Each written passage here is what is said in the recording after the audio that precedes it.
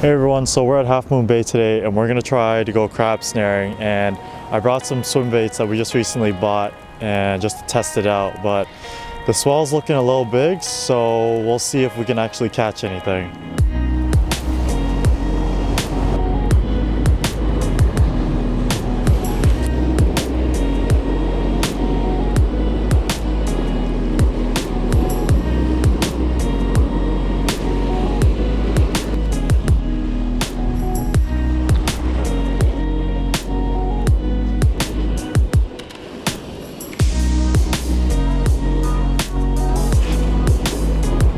Oh, we just lost the snare.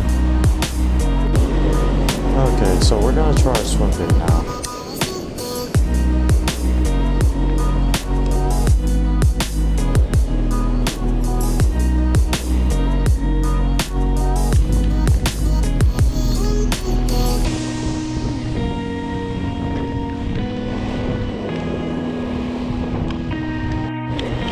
We just lost the swim bait, so I think it's time to call it quits. As you can see, we just lost our line and the swim bait that we just recently bought, which is fine, it was less than $1, but it was after we lost the only crab snare that we had, so unfortunately we will not be able to actually catch and cook something. But what we can do is go over to the boats docked over there and see if they have anything up for sale, like any crabs, and we can show you a recipe that we have. We're gonna leave and we're gonna try next time, but we're gonna leave today because it's just, the swell is way too big and it's kind of just snagging everything on all the rocks.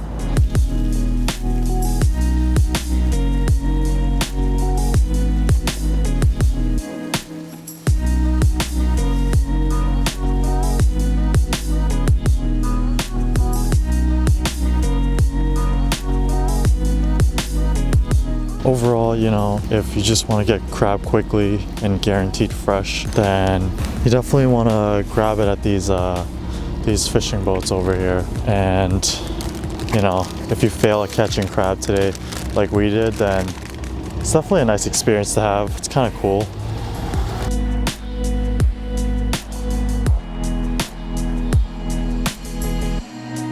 So right here you're looking at the Dungeness, and it's currently in a bucket of ice. The reason why we did this is so that we can put it in a sleep state right before we dispatch it with a knife. We put it in for about 15 to 20 minutes, and now we're going to show you how to quickly dispatch it.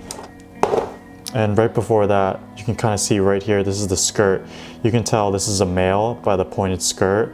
Female will have a more rounded one. The reason why we talked about the skirt is because we're going to have to lift it up, and right in the middle, we're going to dispatch it quickly with the knife. After doing that, I'm just going to remove the shell. I'm just going to do that by holding on and removing. What you get is a lot of the lungs of the crab, which are not going to be edible, so you're just going to want to remove that. And then the guts of the inside, this kind of like yellowish looking part, it's often referred to as the crab butter. Back on the East Coast for lobster, we call it tamales. Since it's local caught, we're not going to want to keep any of that because the crabs here have the risk of domoic acid poisoning, which can be fatal. So I'm just going to rinse that out. We just cleaned the crab, and now we're just going to put it in a pot of heavily salted boiling water. This was about a 1.5 to 2 pound crab. So now we're just gonna put the crabs in. We're gonna keep the heat this temperature until it's boiling again, and then lower it down until it's about a simmer for 15 minutes. The crab's all boiled, and now Jacqueline and I will be removing all the crab meat and just putting it in a bowl. So we just finished cooking up the rock crab the same way as the Dungeness crab. Now we're gonna do a taste test between the two. Let's dig in. Yeah, I think the rock crab tastes a little bit like imitation crab. I think maybe just texturally it's very similar. I think it's a little more tender. Like yeah, the Dungeness crab was like pretty like tough and like it was more like together. Yeah, I agree. I think taste-wise also, Dungeness ones for sure. It's definitely sweeter, more of a crab taste, and yeah. So I guess maybe we'll use the rock crab for our dishes and then eat the Dungeness separate. Yep. Sounds good. So today we're going to be making crab and avocado 3 ways. The first way we're going to be making it is an avocado rose tower. First, I'm going to finely slice a few avocados for each recipe. For this recipe, we're going to fan out the slices and then try to shape them in a circular motion.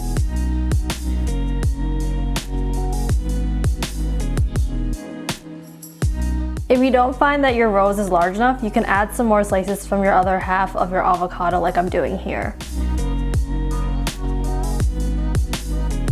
Next, I'm using cookie cutter mold to shape the rice for the tower. And then I'm gonna use the mold again to help layer the crab meat on top of that. After that, I'm just gonna transfer the rose onto the top. The second thing we're making is the avocado ball. Basically, you're gonna slightly separate the avocado slices onto some plastic wrap. And then on top of that, you're gonna put on some crab meat as best as you can in the shape of a sphere, kind of like hill shape. After that, you just want to bring together the corners of the plastic wrap and start to shape the avocado and crab meat into a sphere. I will mention though, if you have avocado slices that are not thin enough or not ripe enough, it might be hard to do this.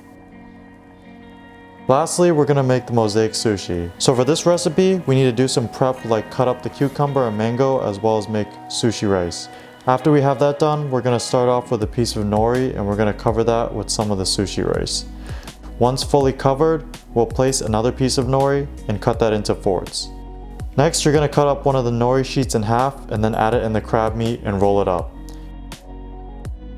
After that, we're just gonna place some avocado slices on the outside and roll it back up.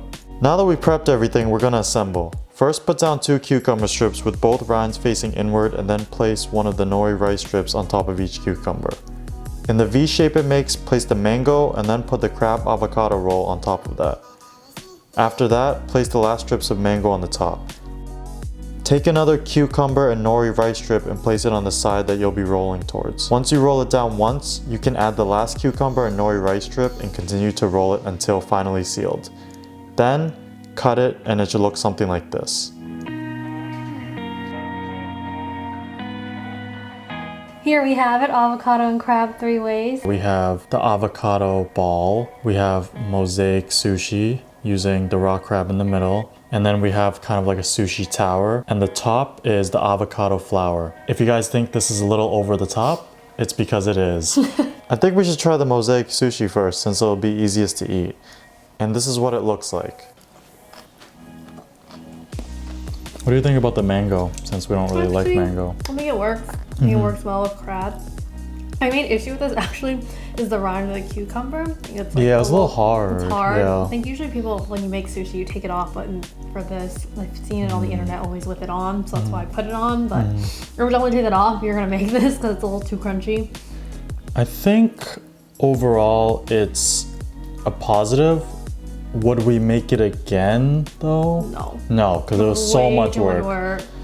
And weirdly, all the components of it are separate, so you kind of like sushi is all about like melding everything together and eating it at once, but you kind of can taste everything separately. Yeah, it looks pretty though. Definitely something to do if you were having guests over and you want to impress them, but aside from that, I wouldn't make it again. Next one I would say is the avocado ball. I'm gonna cut it right down the middle.